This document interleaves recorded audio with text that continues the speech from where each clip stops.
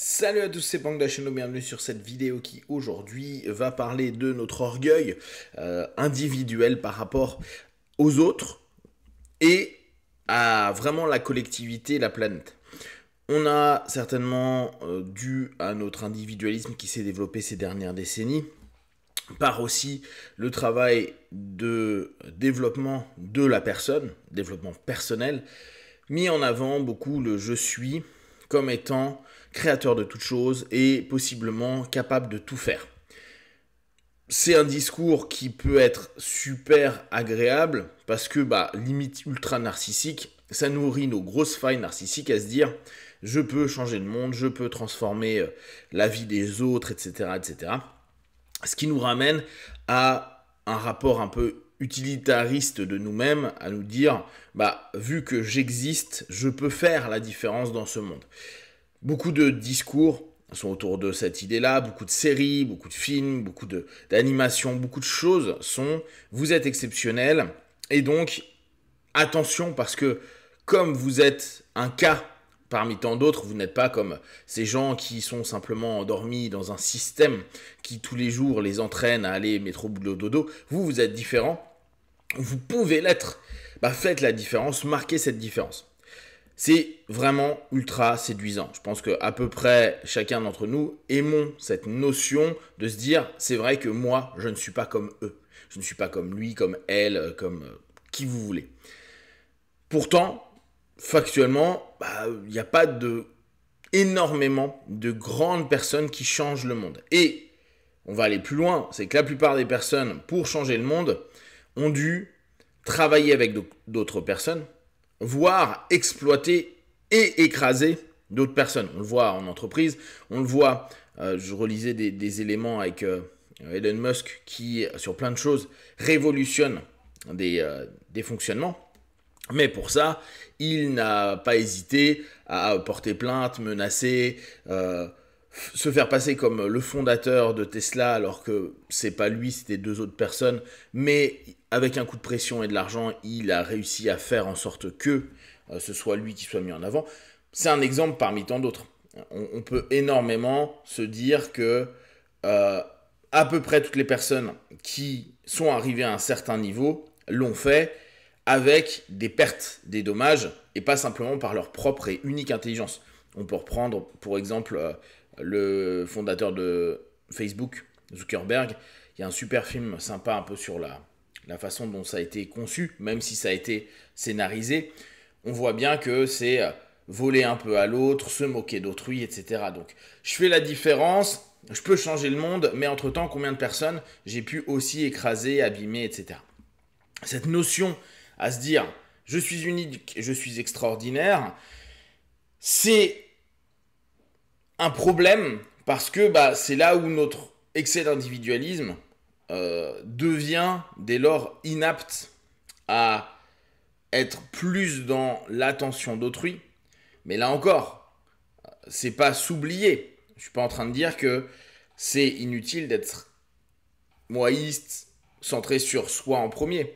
C'est juste vendre à longueur de temps que ce que vous allez faire, ce que vous allez dire, impacte tout le monde. Et alors, on va nous donner des super métaphores que j'adore aussi. L'effet papillon. Ce que tu dis là, ça peut avoir un impact dans ce truc. Oui, c'est vrai. Mais on ne prend pas en compte à ce moment-là de l'impact aussi des autres personnes vis-à-vis d'elles-mêmes et des différentes choses qui sont en train de se passer. Ce qu'on peut faire comme acte à un endroit donné, bien sûr que ça va avoir des conséquences. Mais ça va avoir des conséquences parce qu'un ensemble d'éléments individuels vont aussi avoir des rapports de décision ou de non-décision. Et de fil en aiguille, il peut se passer quelque chose au travers d'une décision initiale. Mais c'est parce qu'il y a eu un ensemble d'individus qui eux-mêmes se sont mis dans des conditions d'acceptation et ou de refus qui ont commencé à créer un ensemble d'éléments.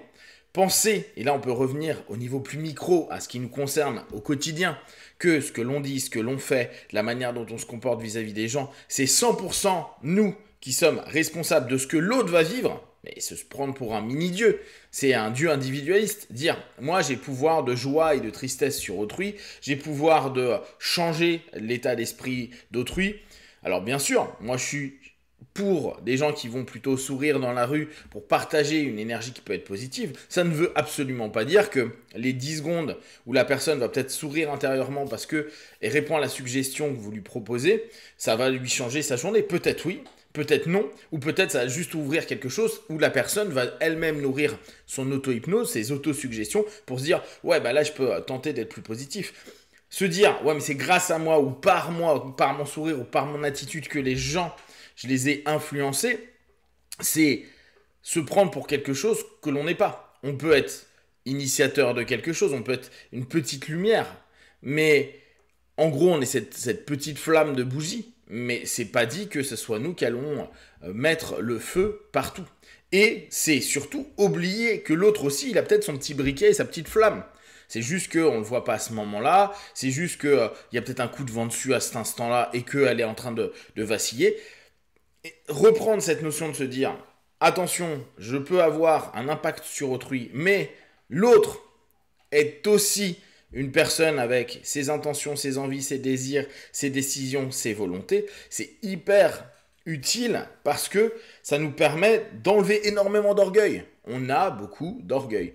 Je le vois moi au travers d'échanges avec du monde où on a vraiment cette impression que c'est de ma faute si machin est triste ou est pas bien ou ne vient pas ou est parti là-bas, etc., etc. Alors qu'en réalité, on est un élément qui peut être un supplément dans l'ensemble du processus cognitif ou émotionnel de la personne. Certains vont dire « ouais, mais je suis le déclencheur ». Mais si tu es le déclencheur, c'est-à-dire qu'il y a un ensemble d'éléments en amont qui a fait qu'il était déjà pied à l'étrier.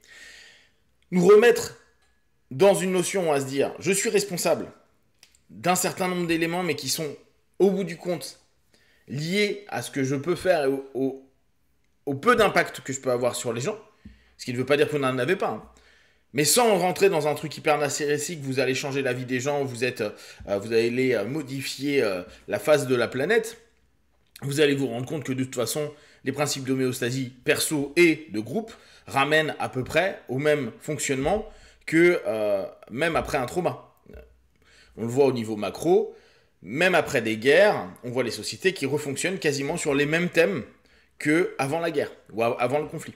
Ça va être à peu près la même chose aussi avec beaucoup de personnes qui peut-être vont vivre un trauma ou un mal-être ou un malaise vis-à-vis d'une situation que vous avez échangé avec et qui au bout du compte retrouvent exactement les mêmes patterns, les mêmes mouvements, les mêmes cheminements après s'être guéri ou en tout cas s'être apaisé sur des éléments.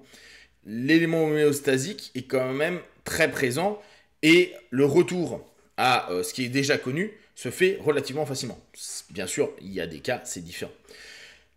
Reprendre cette notion de se dire, j'ai possibilité d'avoir l'impact et la force pour toucher les gens, éventuellement suggérer, de temps à autre influencer. Oui, c'est vrai.